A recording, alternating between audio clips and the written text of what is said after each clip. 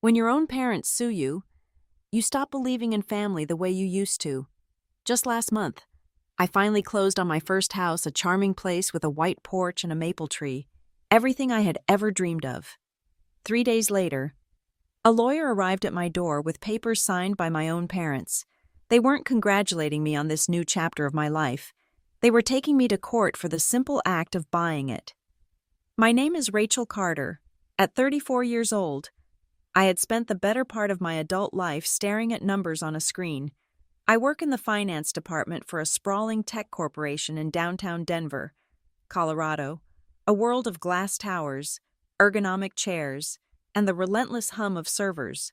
My days are a cascade of spreadsheets, quarterly projections, and balancing accounts that hold sums of money I could never personally fathom. It's a good job, a stable job, the kind of job that allows a person to build a life. And that's exactly what I was trying to do. For over a decade, my life was a series of rented apartments, each one a temporary box with beige walls and neighbors I knew only by the sounds they made through the floorboards. I lived a life of transience, where every nail hole in the wall was a potential deduction from my security deposit. But every dollar I earned, every bonus I secured, was meticulously portioned. A significant slice of my income was funneled into a high-yield savings account I'd labeled Freedom. I skipped expensive vacations, drove a 10-year-old Honda, and became a connoisseur of home-brewed coffee. All of it was for one singular, obsessive goal: a place of my own. A place where the walls were mine to paint, the garden was mine to cultivate, and the silence was mine to fill. After years of scrimping and saving, of watching the market with the same intensity I watched my company's stock, the moment finally came. I was approved. The number on the pre-approval letter felt more significant than my college diploma. I found my haven in Evergreen, a small town nestled in the foothills just outside the city, where the air smells of pine and the skyscrapers of Denver are a distant, hazy memory. The house wasn't a mansion, it was a modest, two-bedroom bungalow. But to me, it was a palace. It had a classic wraparound white porch, the kind you see in movies, just begging for a rocking chair and a glass of iced tea. Inside, the living room was anchored by a magnificent brick fireplace, its stones cool and rough under my fingertips, promising warmth against the brutal Colorado winters. And the kitchen. It was an open-concept dream, with gleaming granite countertops and a wide window over the sink that looked out onto a backyard dotted with aspen trees. This house wasn't just wood and nails. It was the physical manifestation of every late night at the office, every social event I'd declined, every careful line item on my budget. It was everything I had ever wanted. My parents, Paul and Nancy Carter, had always preached a different gospel. Throughout my 20s and into my 30s, their advice was a constant, droning refrain: a woman shouldn't be saddled with a mortgage. Rachel, don't be foolish. My father, an architect who ironically designed homes for other people, would say, you let a man handle that. A house should be in a husband's name.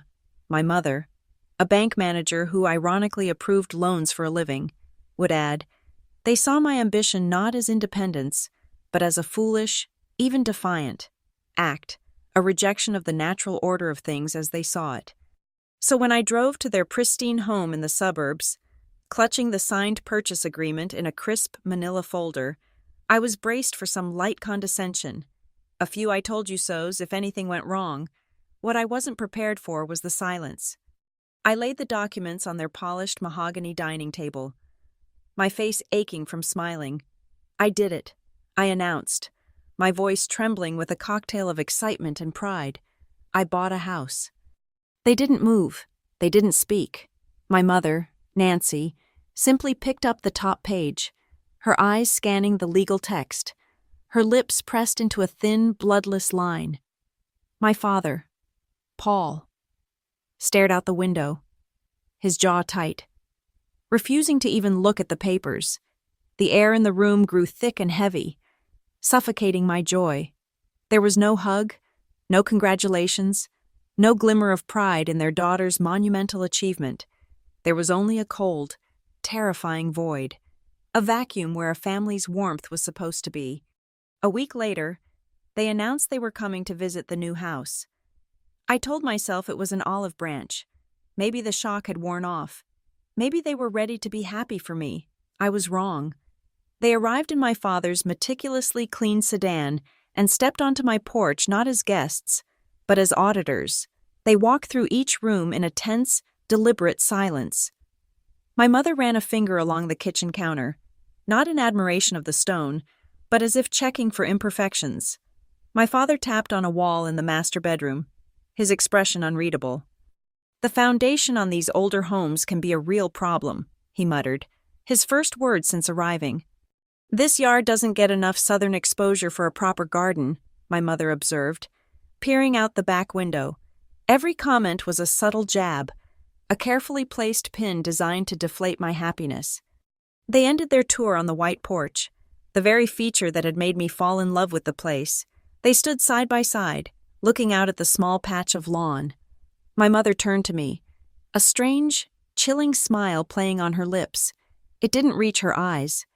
"You know who this land originally belonged to, don't you, Rachel?" she asked, her voice deceptively light. I shrugged, confused. No idea. Some family from the 50s. I think the realtor said. Her smile widened, but it was all sharp edges. "No. Before that, this was all your grandfather's land. This whole area." She let out a short, sharp laugh that was completely devoid of humor. It was the sound of a lock clicking into place. I tried to laugh with her, assuming it was some strange, proprietary joke, a weird way of them trying to feel connected to my new life. In that moment, I registered it as a strange, cryptic comment. It wasn't until later, replaying the coldness in her eyes and the triumphant curve of her lips, that I understood. It wasn't a comment, it was a threat. They left soon after, their departure as sterile and silent as their arrival. I spent the next 3 days in a state of blissful ignorance, unpacking boxes and dreaming of the future. I arranged my books on the built-in shelves, hung pictures on my own walls, and breathed in the scent of new paint and old wood. I was finally home. Then the doorbell rang. Standing on my perfect white porch was a man in a nondescript suit, holding a thick envelope. He asked if I was Rachel Carter, and when I confirmed, he handed it to me. "You've been served," he said, his tone flat and professional, before turning and walking back to his car. My hands trembled as I tore open the seal. My mind raced. Was it a mistake? An issue with the closing, the papers inside were crisp, heavy, and official. At the top, in stark black letters, was the caption of the legal filing. I had to read it 3 times before the words registered, before my brain could process the impossible reality they represented. Paul and Nancy Carter v. Rachel Carter. Plaintiffs versus defendant. My parents versus me. My eyes scanned down the page, searching for a reason, for any logical explanation for this nightmare. I found it under a section titled Cause of Action. The legal jargon was dense, but a few words leaped out, searing themselves into my mind. Unlawful appropriation of inherited property. I sank onto the steps of my new porch, the legal documents fluttering from my numb fingers. The world tilted on its axis. The house, my dream, my symbol of freedom and hard work, suddenly felt like a crime scene. And I, according to the 2 people who were supposed to love me most in this world, was the criminal. To the outside world, the Carter family was an oil painting of American success. We were the living embodiment of the suburban dream. A family unit constructed with the same meticulous care my father, Paul, used to design his architectural blueprints. He was the respected professional, a man who built sprawling homes for Denver's elite. My mother, Nancy, was the polished bank manager, a woman who spoke in the crisp, confident language of interest rates and asset management. We lived in a house that was always perfectly landscaped, drove sensible, late-model cars, and attended all the right community functions. We were a portrait of stability and prosperity, a family built on the solid bedrock of traditional values. But the foundation of our family wasn't bedrock. It was a carefully maintained illusion. and I had spent my entire life mistaking it for the truth. From my earliest memories, our family had a central, guiding commandment, a piece of dogma repeated so often it became as natural as breathing. It was uttered over dinner, in the car, and during holiday gatherings. "We are Carters," my father would say, his voice low and serious, "and we do not let outsiders take our land." Land was a sacred concept in our home. It wasn't just dirt and grass.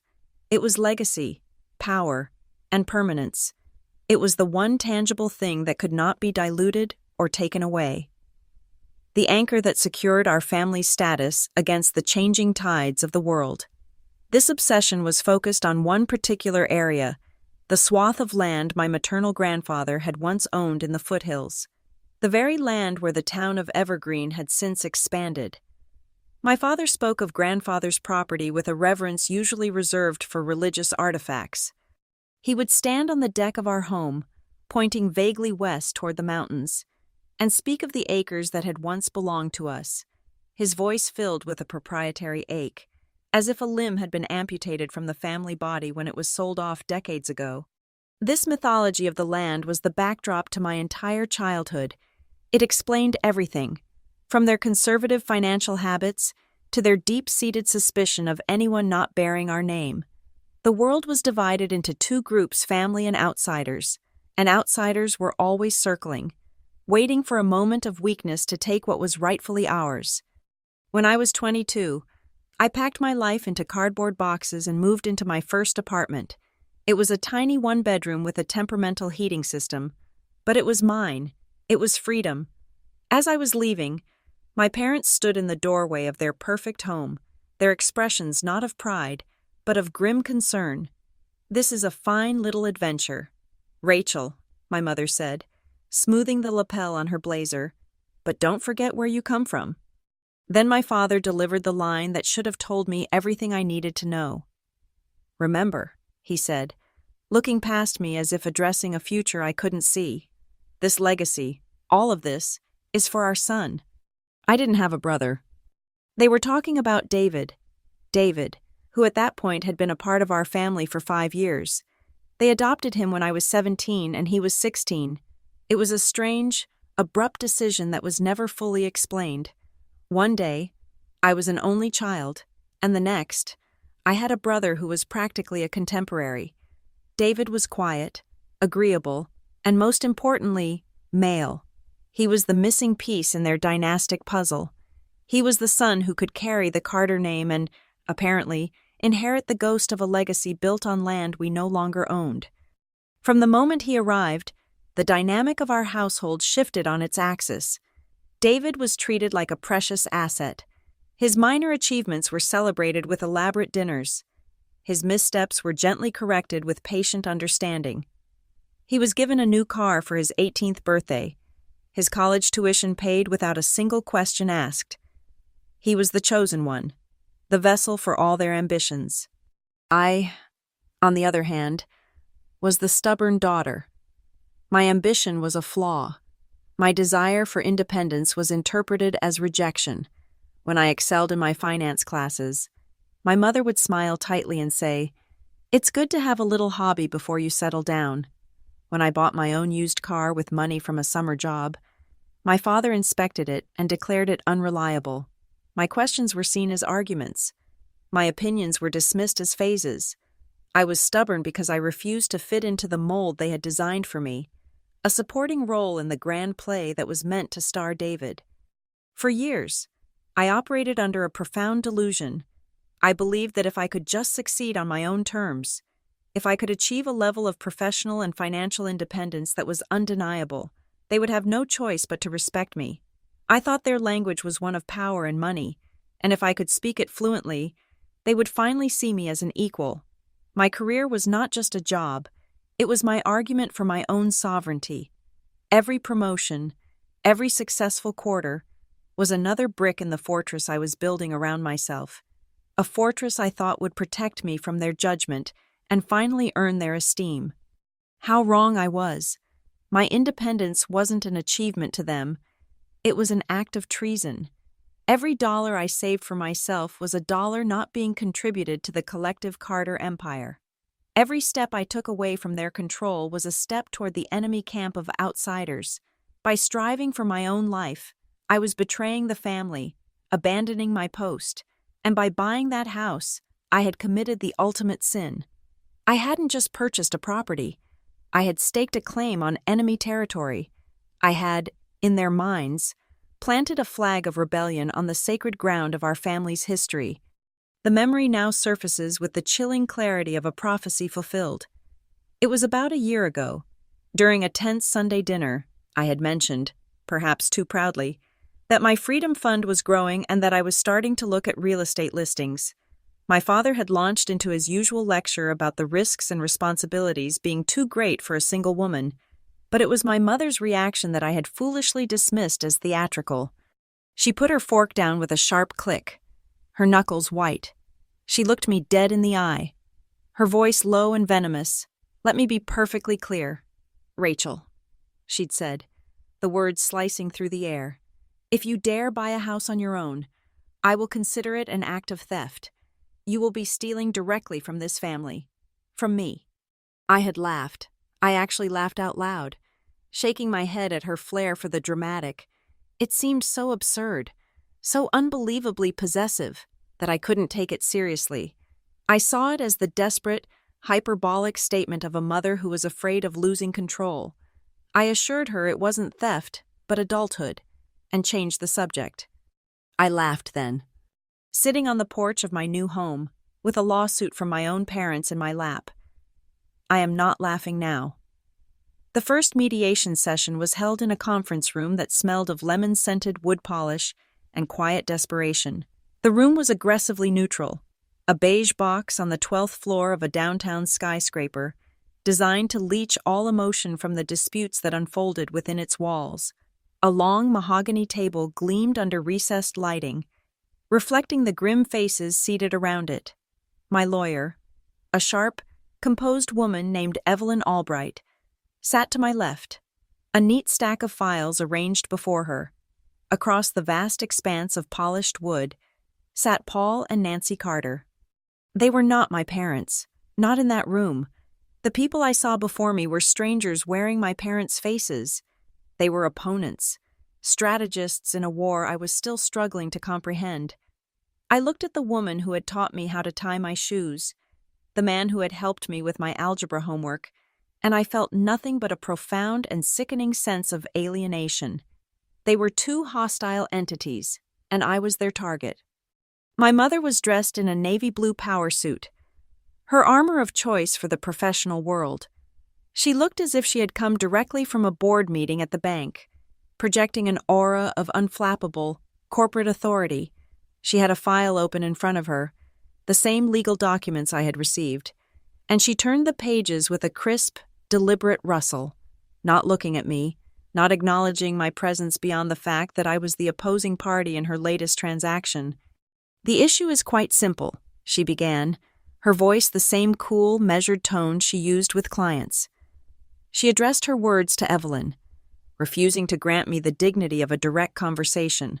"The house my daughter purchased is situated on a parcel of land that is, by rights, family property. It was part of her grandfather's original estate." The sheer audacity of the statement, delivered with such clinical detachment, stole the air from my lungs. I forced myself to breathe, to anchor myself to the solid reality of the chair beneath me. "Grandfather died 15 years ago." "Mother," I said, my voice tighter than I wanted it to be. I made myself look directly at her, searching for any flicker of the person I once knew. I found none. That land was sold off. It was divided and developed over a decade ago. It's a matter of public record. My mother's jaw tightened, but it was my father who spoke next, finally breaking his stoic silence. He had been staring at a point on the wall just over my head, a statue of paternal disappointment. "It was bought back," he said, his voice a low rumble of self-righteousness. "For the family. David holds the title to the adjacent undeveloped lot.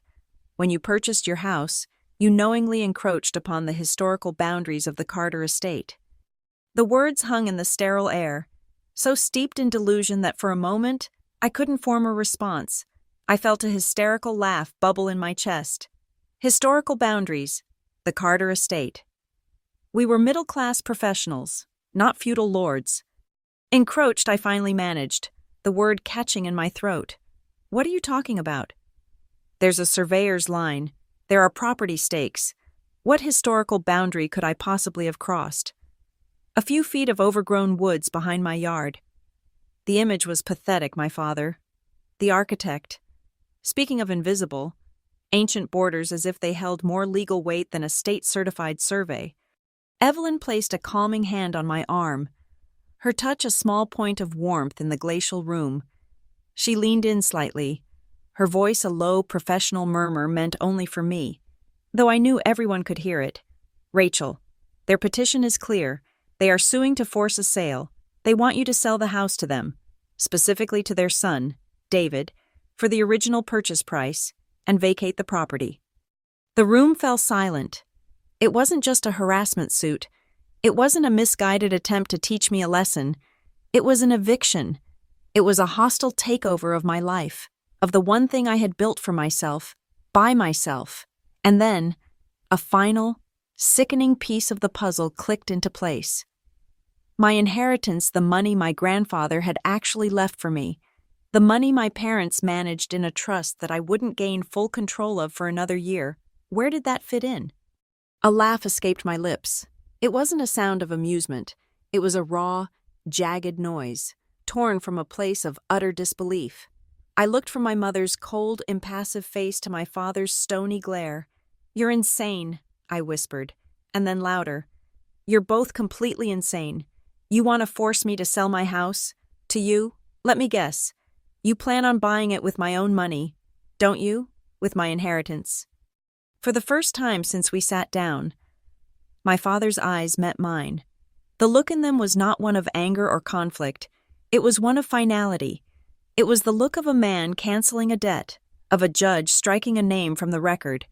There was no flicker of love, no hint of the paternal bond that had defined my entire existence. There was only the cold, hard glint of a closed door. "It's not yours anymore," he said. The words were quiet, but they landed with the force of a physical blow. He wasn't just talking about the money. He was talking about everything. My place in the family, my name, my history. In that single, devastating sentence, he had disowned me. I was no longer a Carter. I was an outsider. Something inside me, a fragile filament of hope that I hadn't even realized was still there, finally snapped. The grief I had been holding back, the confusion, the hurt, it all receded, replaced by a sudden, diamond-hard clarity. The illusion was gone. The oil painting was shredded. All that was left was the cold, ugly truth of the transaction taking place at this table. I turned to Evelyn. My voice, when I spoke, was calm. It was a voice they had never heard from me before, the voice of a woman who had just lost everything and therefore had nothing left to lose. "Evelyn," I said, "the countersuit you prepared. Do you have it?" She nodded, her expression unreadable, and slid a single document across the table to me. It was a petition to the court, accusing Paul and Nancy Carter of filing a frivolous lawsuit with malicious intent, seeking damages for emotional distress and legal fees. I picked up the heavy, expensive-looking pen from the center of the table. The silence in the room was absolute, thick with unspoken threats and shattered bonds.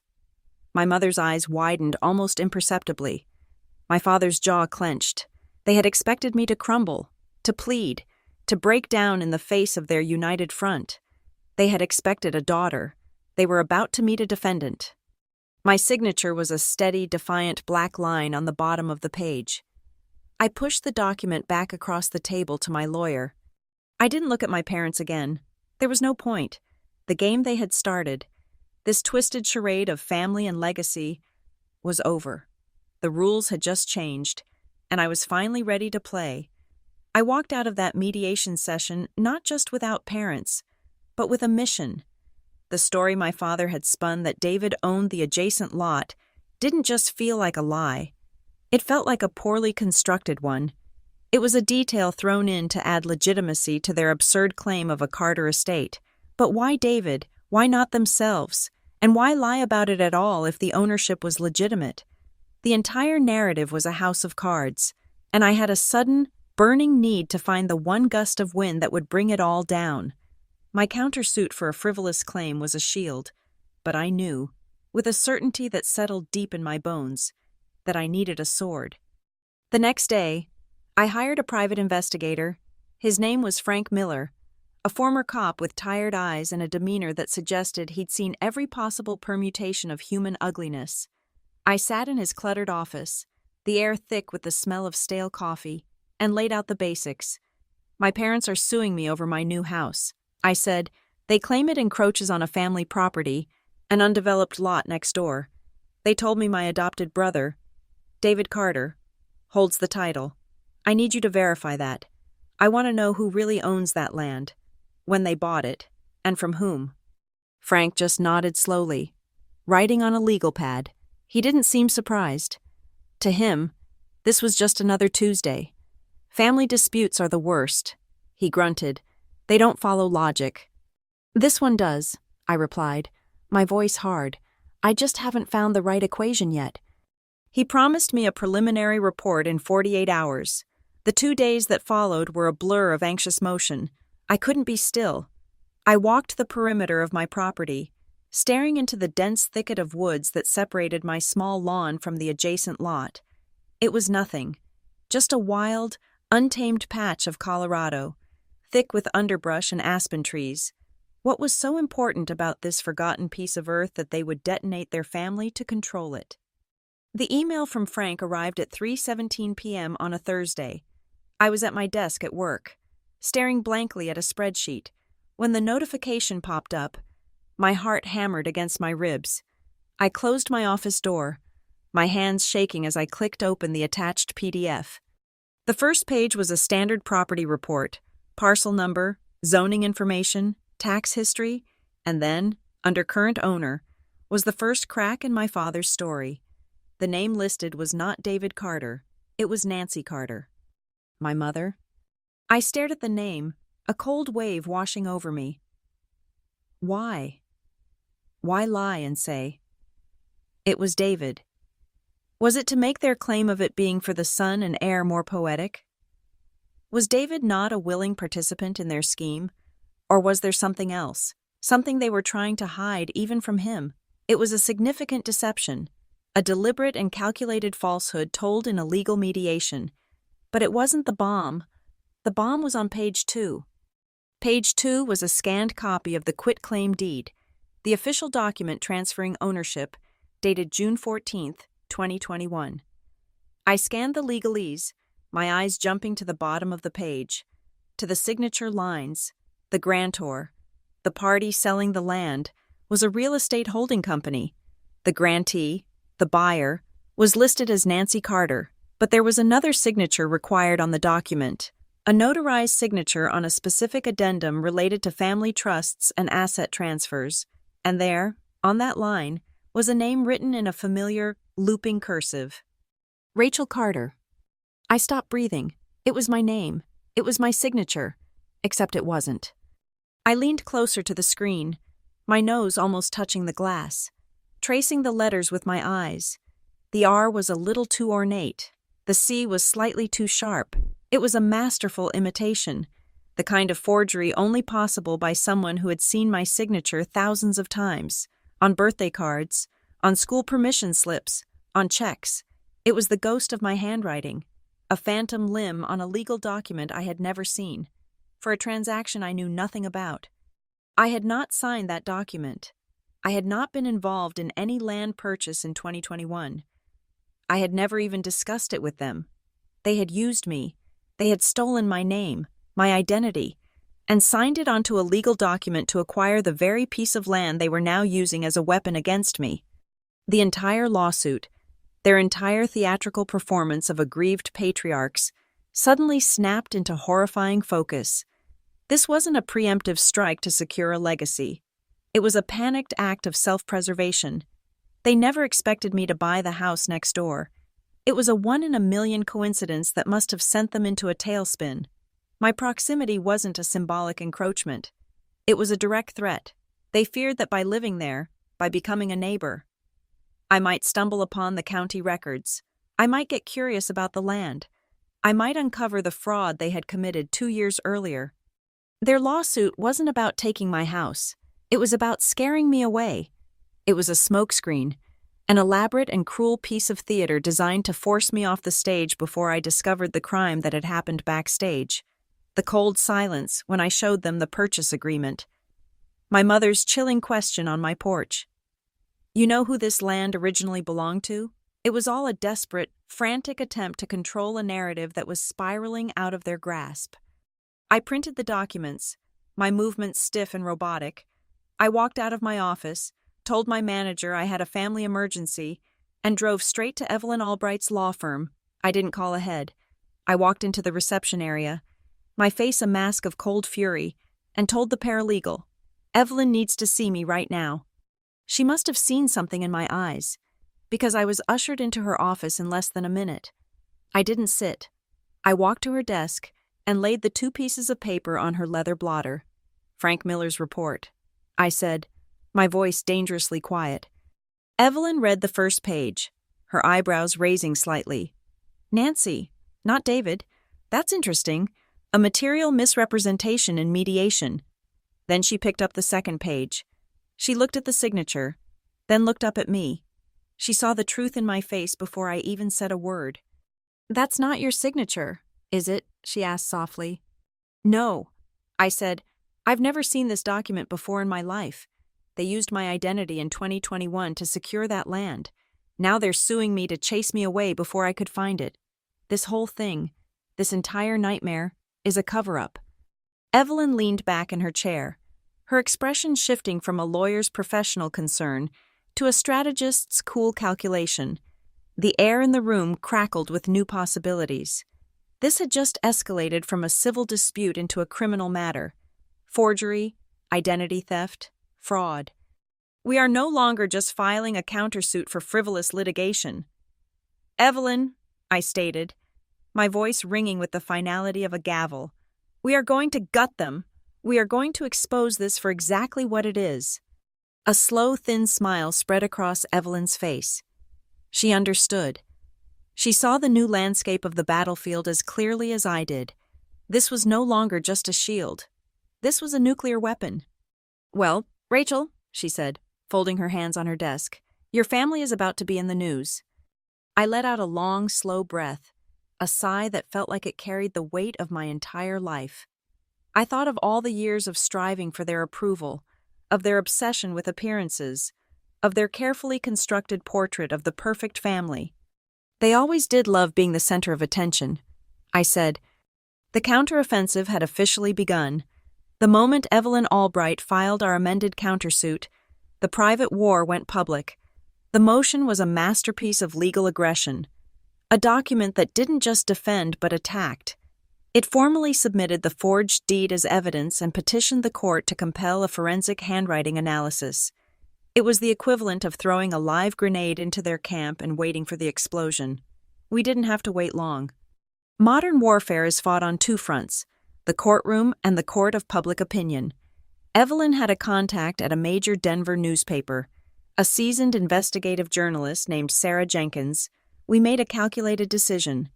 We would not be the victims of a smear campaign. We would be the source of the story.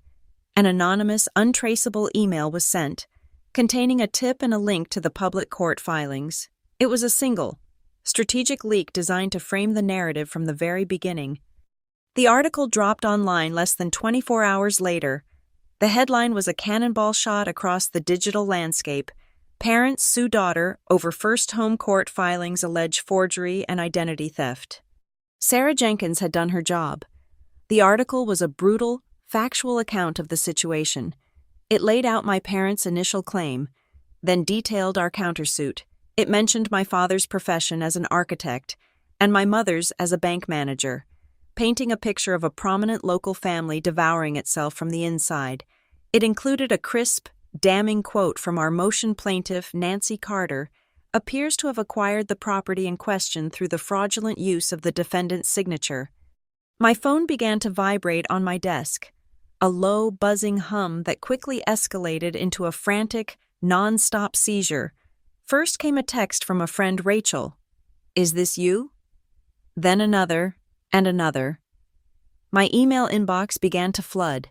Within an hour, my name was trending on Twitter in the Denver area. The story was like gasoline vapor, and the internet was a lit match. It exploded. The digital world is a merciless place. It operates without nuance, a binary coliseum of saints and sinners, where judgment is swift and absolute. I became a spectacle overnight. My life reduced to a salacious headline to be consumed and debated by millions of strangers. I watched, with a strange sense of detachment, as the story was picked up by national news aggregators, blogs, and content creators. My face, pulled from my professional networking profile, was suddenly everywhere. Public opinion immediately fractured into two fiercely opposed camps. The comment sections were a cesspool of vitriol and a surprising bastion of support all at once. The first camp saw me as the villain, a perfect symbol of millennial entitlement and disrespect. They were the blood is thicker than water brigade. What a spoiled, ungrateful brat. Her parents probably paid for her whole life, and this is how she repays them, read one popular comment. Another chimed in. There are two sides to every story. The daughter is probably leaving out the part where she's a horrible person. You always honor your parents. But for every detractor, there was a defender. The other camp saw me as a victim, a survivor of what they immediately labeled as a classic case of narcissistic abuse. Their comments were a lifeline in the churning sea of judgment. This is financial abuse, plain and simple. What kind of parents would do this, one user wrote. Another's post garnered thousands of likes as the daughter of a narcissistic mother. I see all the red flags. Good for her for not backing down. This isn't about a house, it's about control. Stay strong. Rachel. I had become a hashtag, a symbol for every person who had ever felt suffocated by their family. My parents, predictably, could not stay silent. They were image-conscious people, and they were being publicly crucified. But instead of issuing a statement through their lawyer, my mother chose her own weapon, Facebook. She posted a soft-focus photo of us from a decade ago. A smiling, happy memory from a life that no longer existed. The caption was a masterclass in passive-aggressive victimhood. It is the deepest pain a mother can know to see her own child turn against her. She wrote, "We have only ever wanted what is best for our daughter, and it is heartbreaking that she has chosen this path of public hostility and lies. We are praying for her and hope for a reconciliation." The post was a calculated appeal to emotion, designed to paint her as the long-suffering matriarch and me as a cold, vindictive liar. It worked. For a time. Her friends and the family first crowd flooded her comments with sympathy and support, decrying my monstrous behavior. I knew I couldn't engage in a war of words. Evelyn's advice was clear: do not get into an emotional debate online. Stick to the facts. I looked at my mother's post, at the smiling face of the woman who had stolen my name, and I felt a glacial calm settle over me. I logged into my own social media account, an account I rarely used, and I wrote a single, devastating sentence. I didn't tag her. I didn't add any context. I just let the words stand on their own. The deepest pain is when your parents forge your signature. It was a mic drop heard around the world. The sentence went viral with a speed that was terrifying and exhilarating. It was concise, factual, and it cut through all of my mother's emotional manipulation like a surgeon's scalpel. It was screenshotted and shared on every platform. It became a meme. The hashtag signature started trending nationally. My one sentence was shared over 3 million times in less than a day. The tide of public opinion, which had been a contested sea, became a tsunami in my favor. The response from my parents was swift and telling. My mother's post vanished. Her entire Facebook profile was either deleted or made private. A wall of silence descended from their side. Their lawyers had clearly taken away their internet privileges. They had started a fire, believing they could control the blaze, and were now trapped in a full-blown inferno. They had wanted to fight a quiet battle of legal attrition, and I had turned it into a public referendum on their character, and they were losing, badly. Their silence was a victory, but it wasn't a surrender. I knew them too well. A few days later, Evelyn called. "They're quiet," she said, "but they're not running. Their lawyer just filed a motion to seal the proceedings, citing media harassment. It was denied. But Rachel, they haven't withdrawn the lawsuit." Of course they hadn't. To withdraw now would be an admission of guilt, and my parents' pride was a force of nature. The media storm would eventually die down. The internet would move on to its next spectacle, but Paul and Nancy Carter were still there, cornered and humiliated, and I knew, with a chilling certainty, that they were just beginning to fight. After the digital firestorm, an unnerving silence followed. My parents had retreated behind a wall of lawyers and deactivated social media accounts, but it wasn't the silence of surrender. It was the quiet of a predator gathering its strength in the shadows, waiting for the right moment to strike again. I lived in a state of high alert, my life governed by the sterile rhythm of legal correspondence.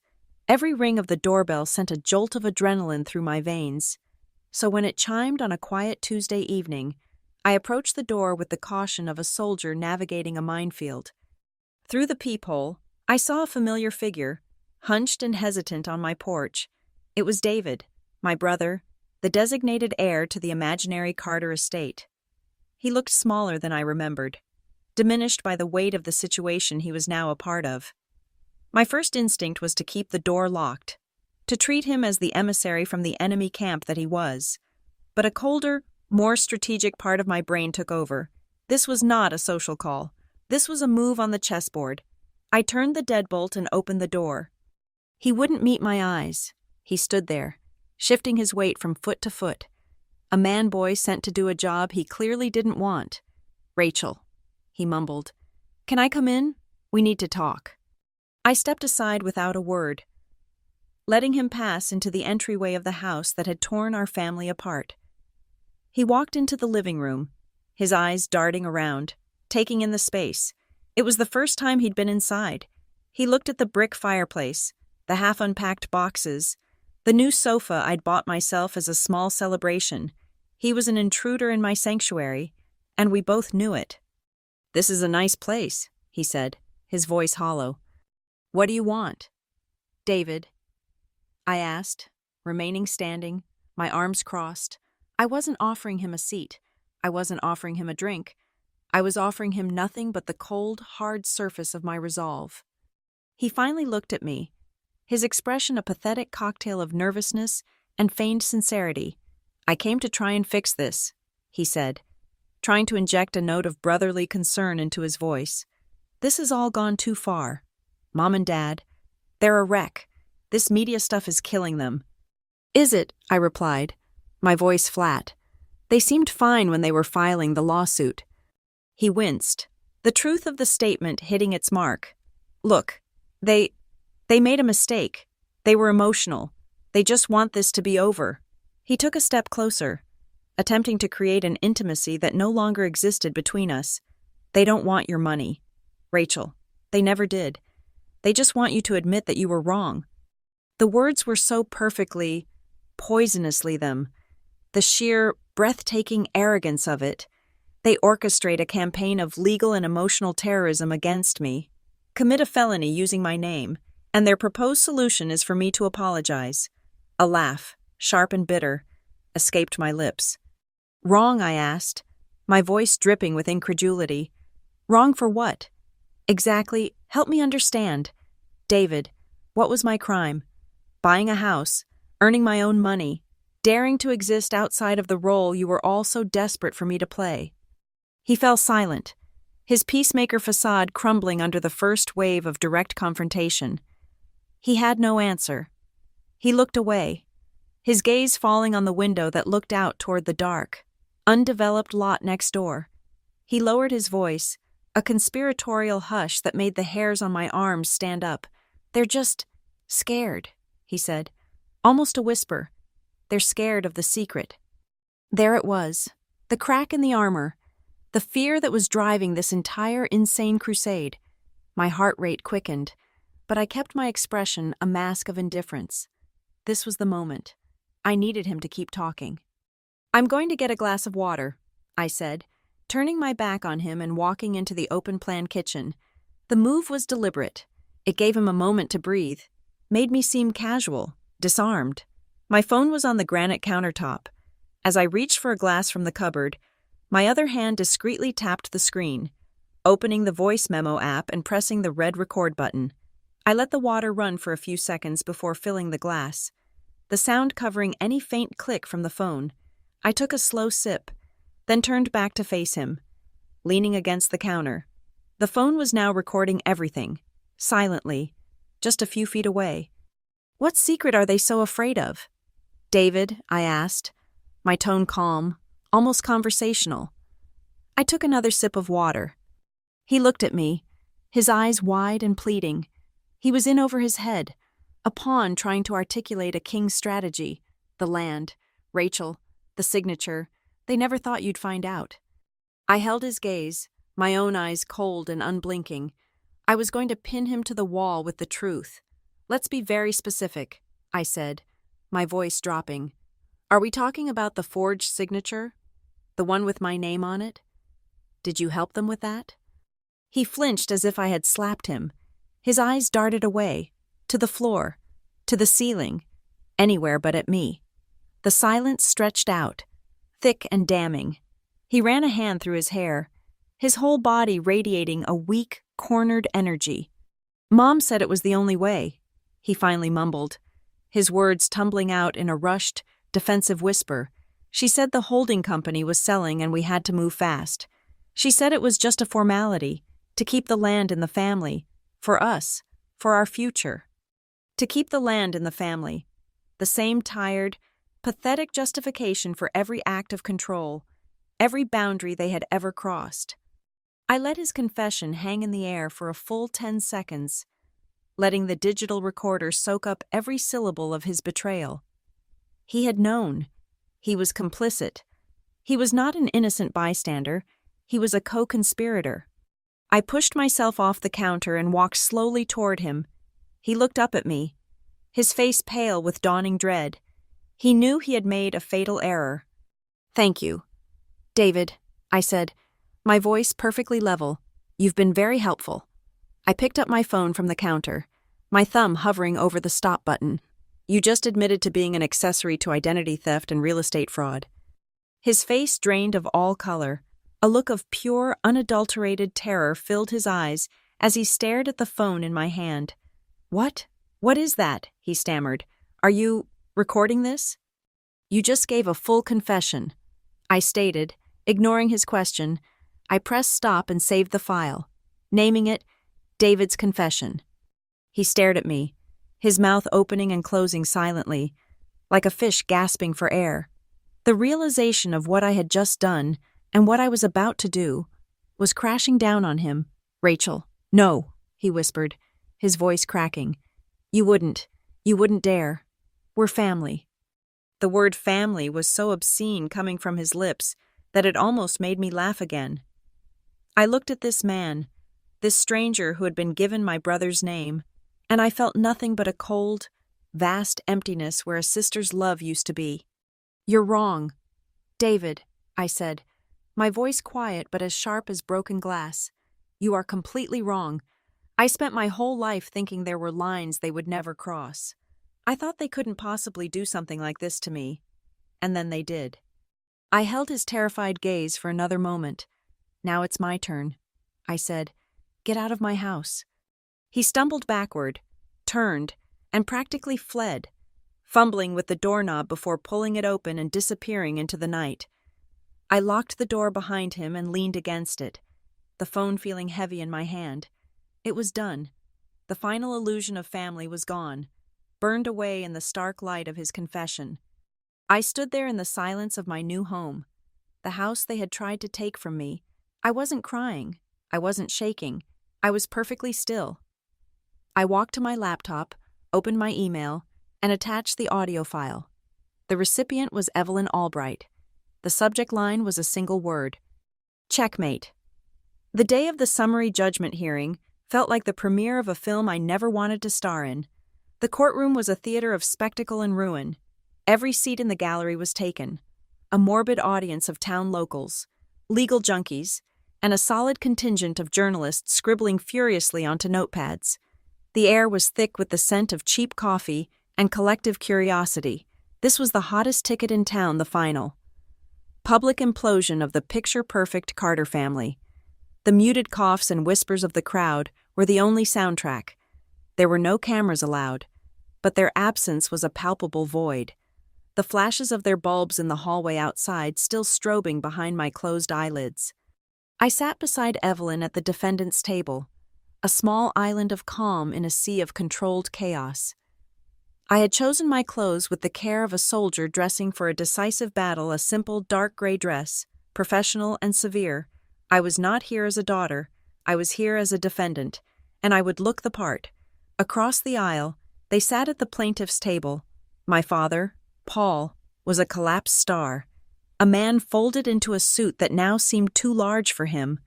My mother, Nancy, was rigid with a defiant, brittle pride, her jaw set like concrete. Between them, a small gap of space, sat David, pale and trembling, looking like a boy about to face a firing squad. They did not look at each other, and they did not look at me.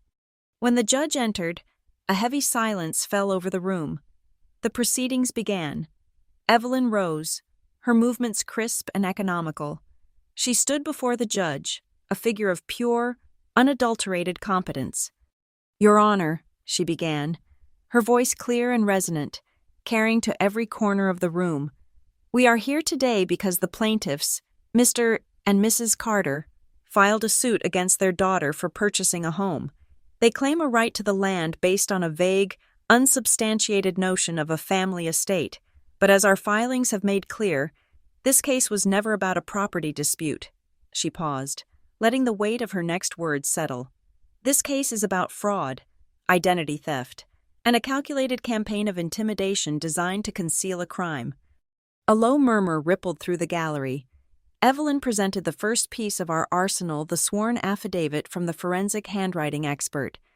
She didn't need to call him to the stand. His report was a silent, devastating witness.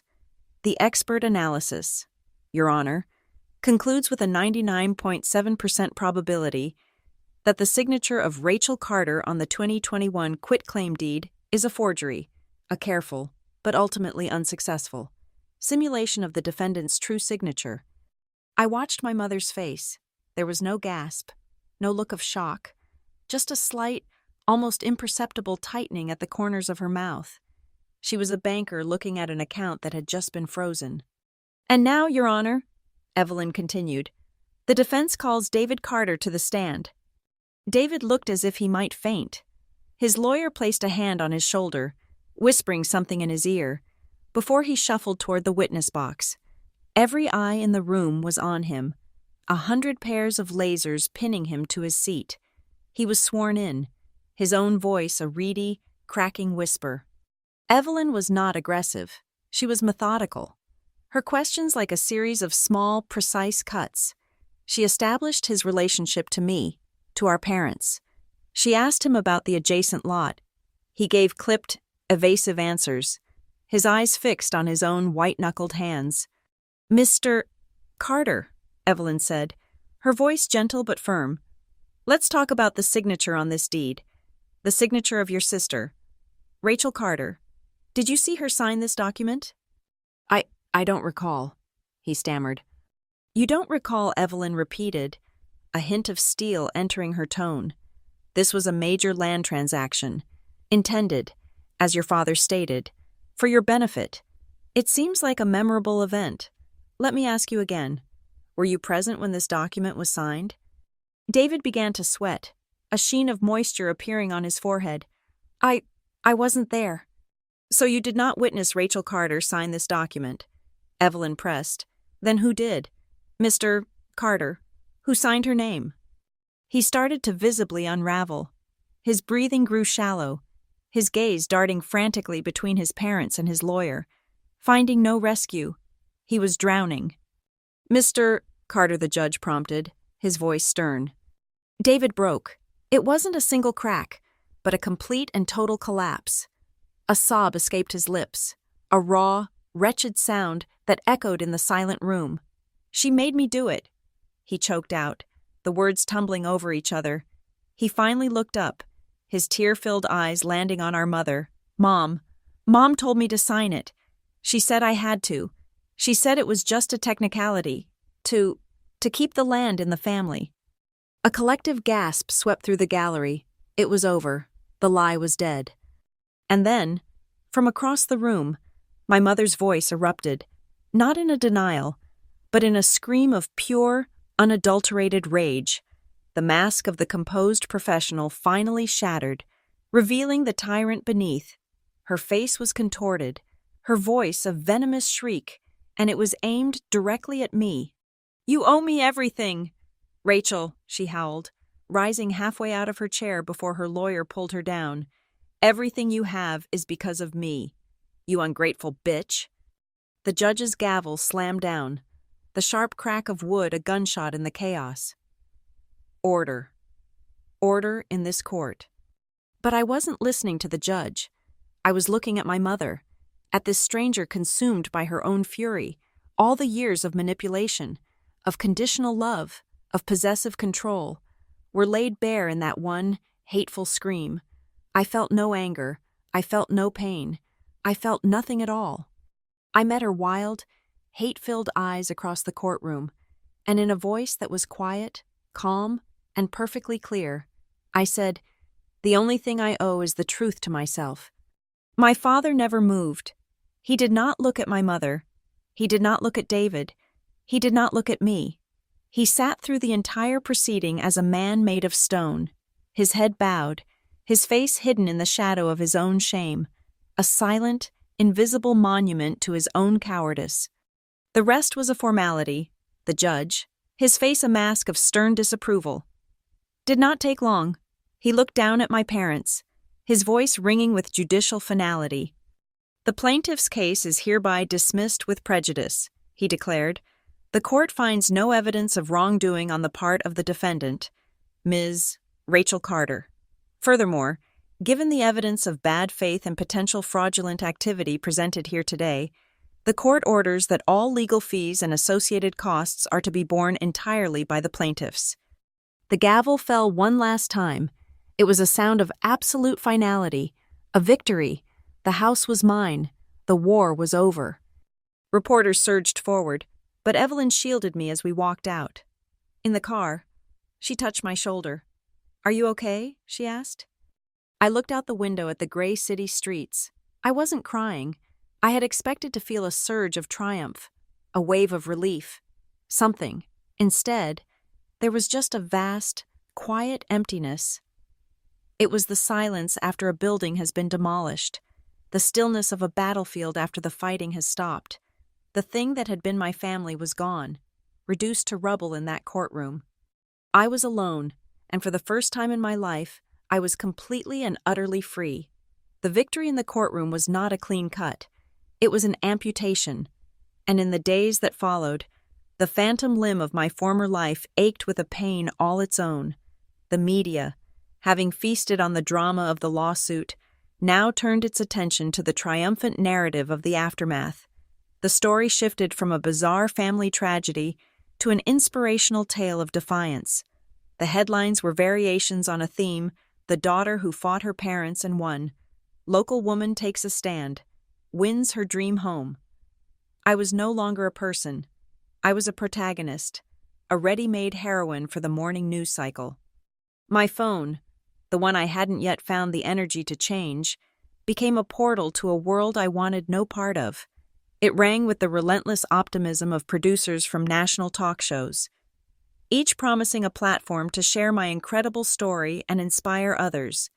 They spoke in exclamation points, offering plush chairs in brightly lit studios, sympathetic hosts, and the chance to become a public symbol of resilience. They saw my trauma as marketable content, my deepest wounds as a compelling segment for their viewers. I listened to one particularly cheerful producer from a New York morning show talk about flying me out first class, and I felt a wave of nausea. They didn't want my truth.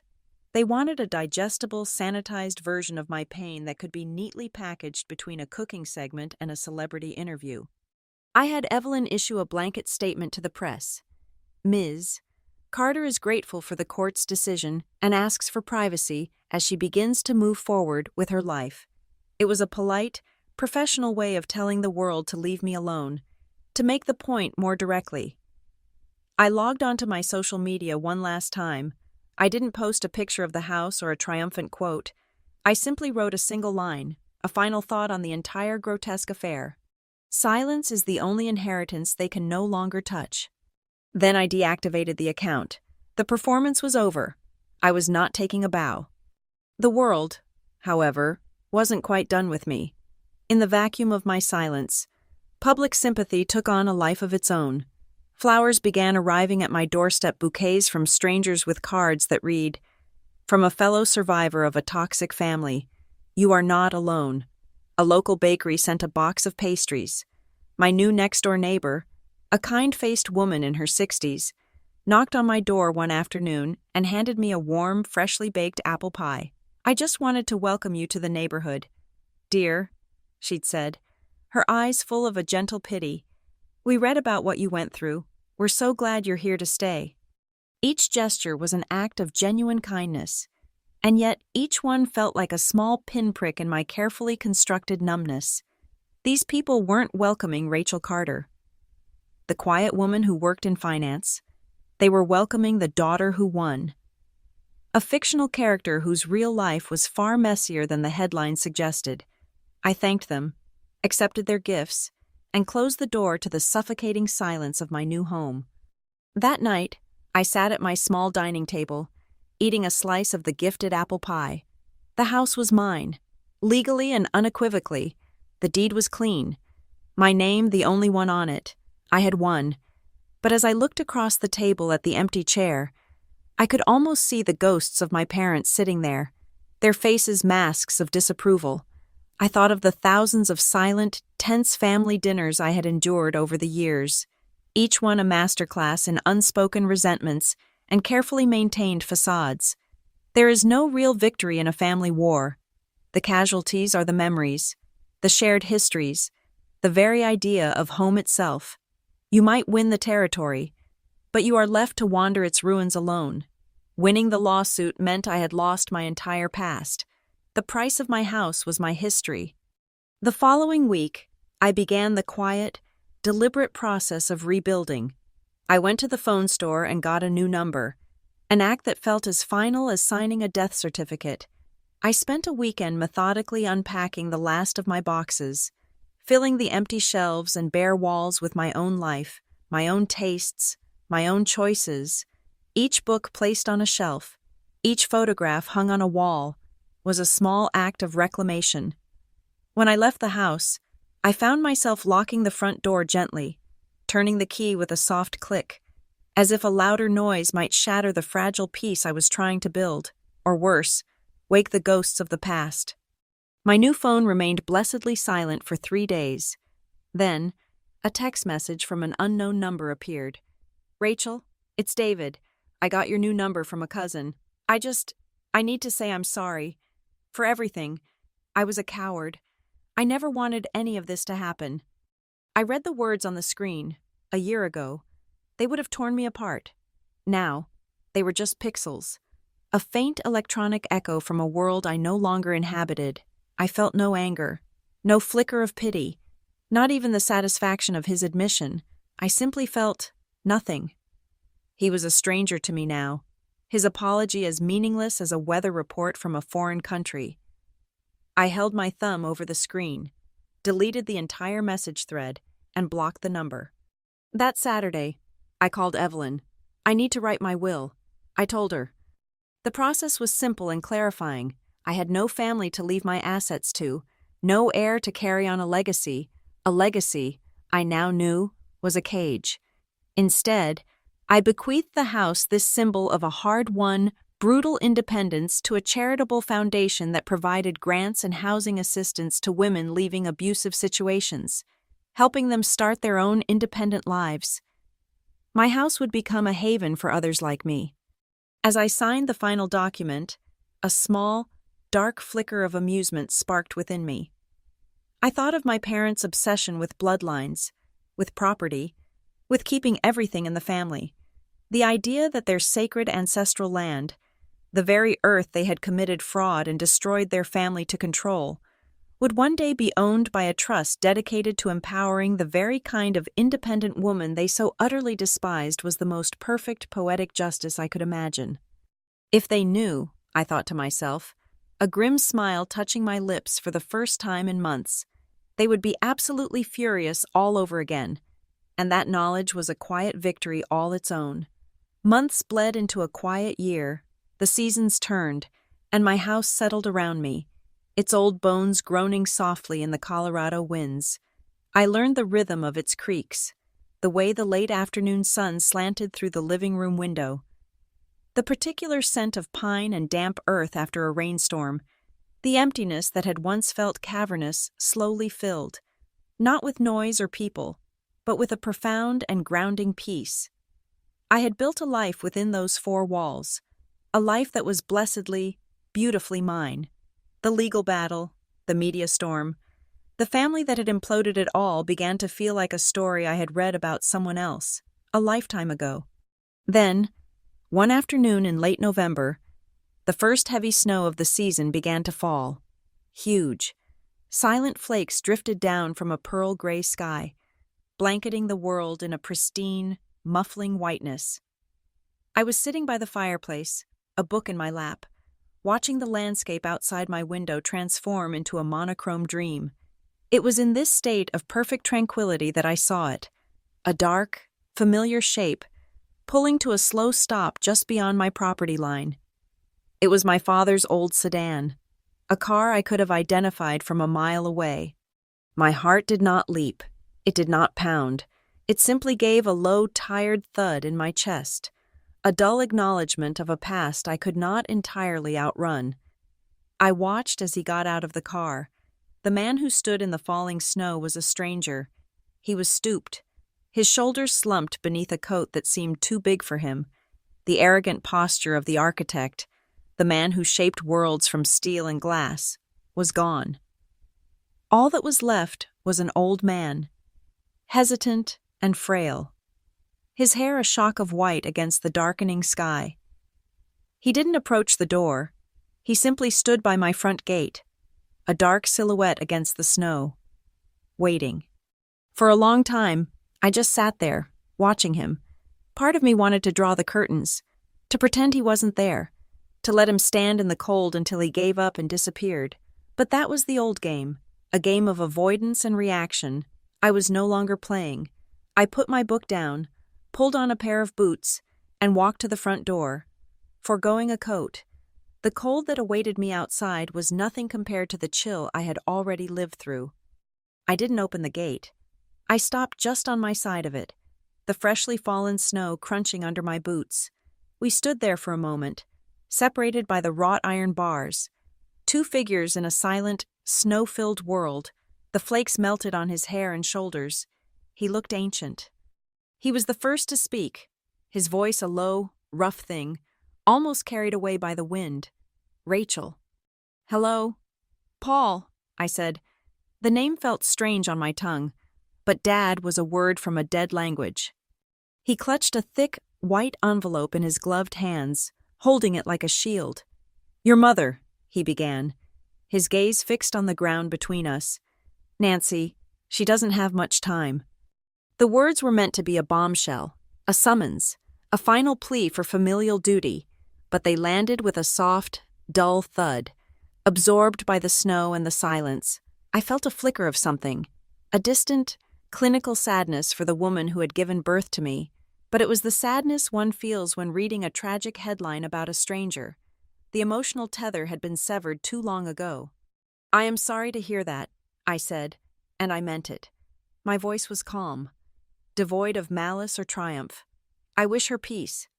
I paused, letting the finality of my next words settle between us. "But I am not coming back." He didn't seem surprised. He simply nodded, a slow, defeated gesture. "I know," he whispered. He held out the envelope, pushing it through the bars of the gate. "She wanted you to have this." I took it from him. The paper was cold and slightly damp.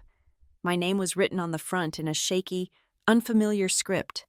He pulled his hand back, and we stood there for another moment in the falling snow. "The forgery charges were pursued by the state," he said, as if reciting a report. "She was sentenced. It wasn't long, 6 months. But her health—" His voice trailed off, leaving the rest unsaid. It didn't matter. I looked down at the envelope in my hand. "Thank you for bringing this," I said. It was a dismissal. He understood. He looked at me one last time, his eyes full of a lifetime of unspoken, unreachable things. Then he turned and walked back to his car, his footsteps leaving deep, lonely tracks in the fresh snow. As he drove away, the falling flakes began to cover his path, slowly erasing any sign that he had ever been there at all. I went back inside, closing the door on the cold. I sat by the fire, the unopened envelope in my lap. I didn't know if I wanted to read it. What could she possibly say that would change anything? But the silence of the house urged me on. This was the final piece of a story that needed an ending. I slid my finger under the flap and pulled out a single, folded sheet of prison-issue stationery. The letter was short. The handwriting was a weak, spidery version of my mother's once powerful script. "Rachel," it began. "They only let me write one letter. I am writing to you. I think about that house, the one with the white porch. I remember your grandfather talking about that land, how it was the only thing that made him feel like he had built something permanent. I was wrong to believe that owning land made you strong. It just makes you afraid. When you showed us the papers, I saw that you had built something permanent all on your own, and it terrified me. It was not my victory, so I tried to make it my war. There is nothing else to say. No excuse. If I could do it all over again, I would have been the one to hand you the keys to that very house. Nancy." I read the letter twice. The words were there, the admission, the closest thing to an apology she was capable of giving, but they felt hollow, a message in a bottle that had washed ashore years too late. Did she mean them, or was this one last, desperate attempt at manipulation from a dying woman? In the end, I realized it didn't matter. Her regret, real or feigned, could not rebuild the world she had burned down. I folded the letter neatly and placed it back in the envelope. I did not cry. I did not feel the sting of old wounds reopening. I simply felt the quiet, profound finality of it all. It was over, truly, finally over. I stood up and walked to the fireplace. I looked at the flames for a long moment, then tossed the envelope into the heart of the fire. I watched as the paper blackened, curled, and turned to glowing orange embers before disintegrating into a wisp of gray smoke that drifted up the chimney and disappeared into the winter sky. The past was ash. I looked around my living room, at the life I had built from the rubble. The house was warm and safe, and it was mine. I had everything I needed. I had a home, and I had myself. The fire had consumed the last vestiges of my past, turning a dying woman's words into smoke and ash. I stepped back out onto the porch, the cold air a clean, sharp shock against my face. The snow was falling thicker now, a silent, steady curtain descending upon the world, erasing every track, every path, every hard edge, leaving only a soft, undefined whiteness. I sat down in the rocking chair, the one I had promised myself when I first saw the house, and watched the flakes gather on the white-painted wood of the railing. Each one was a tiny, perfect crystal, unique and fragile, that landed and became part of a vast, quiet whole. The legal file was officially closed. The deed to the house was locked away in a safe deposit box, my name etched on it in the clear, unambiguous language of the law. The property was secure, my ownership absolute. I had won everything I had set out to achieve. The price of that victory was a family, an entire history, erased. But the prize? The prize was a silence that was not empty, but full. It was the prize of a quiet mind, a sovereign soul. It was the prize of freedom. There is a cost to that kind of liberty, a cost they never tell you about in the stories of heroic independence. It is the chilling realization that there is no one left to call in the middle of the night. No one to list as an emergency contact. No one to send a photograph of the first snow blanketing your new home. The safety net that you once resented for its suffocating tightness is gone, and you are left in a thrilling, terrifying freefall. I had fought to be the sole author of my own life, and in winning, I had been handed a book with 1,000 blank pages and a pen that was all my own. I pulled the worn afghan from the back of the chair and wrapped it around my shoulders. The scent of cedar and old wool a comforting presence. They had spent their lives building walls of expectation, of tradition, of control. They had tried to build them around me, to define the small, acceptable space in which I was allowed to exist, and when I had refused to be contained, they had tried to tear down the one small structure I had built for myself, but they had failed. I went inside, the warmth of the house embracing me. The air was filled with the scent of my own life, the coffee I'd brewed that morning, the old books lining the shelves, the wood smoke from the fire. I walked to my desk, a simple oak table I'd found at a local antique shop, and opened my journal. The pages were filled with the mundane and the monumental notes from work, anxieties about the lawsuit, small observations of the changing seasons outside my window. I turned to a fresh page, the crisp paper a stark white canvas. I uncapped my pen, and the ink flowed, dark and permanent. They built walls to trap me. I wrote, the words forming themselves, a truth that had been solidifying inside me for months. I bought mine to stand on my own. I closed the journal. The statement was a declaration, an epitaph for the life I had left behind, and a cornerstone for the one I was now building. I walked back to the living room window, looking out at the yard. A sudden gust of wind, stronger than the rest, swept through the aspen trees, sending a shower of accumulated snow to the ground. The small American flag I had mounted on the porch pillar, a quiet nod to the dream of home ownership, flapped sharply in the breeze, its crisp fabric making a sound like a snapping twig, a declaration of independence.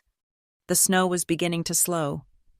The sky in the west showing a faint, bruised purple as the afternoon waned.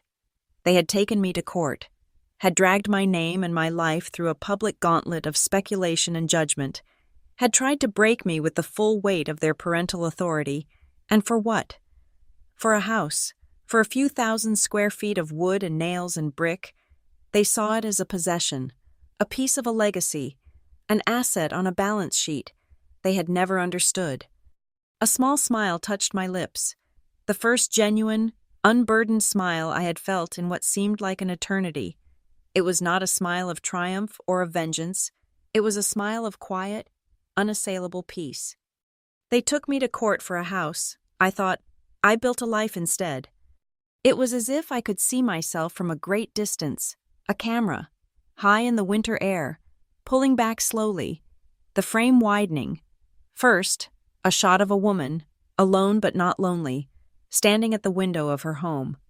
Then, the camera pulls back further, revealing the house itself, a small, sturdy bungalow with a white porch, its roof heavy with snow, smoke curling from its chimney like a soft, contented breath.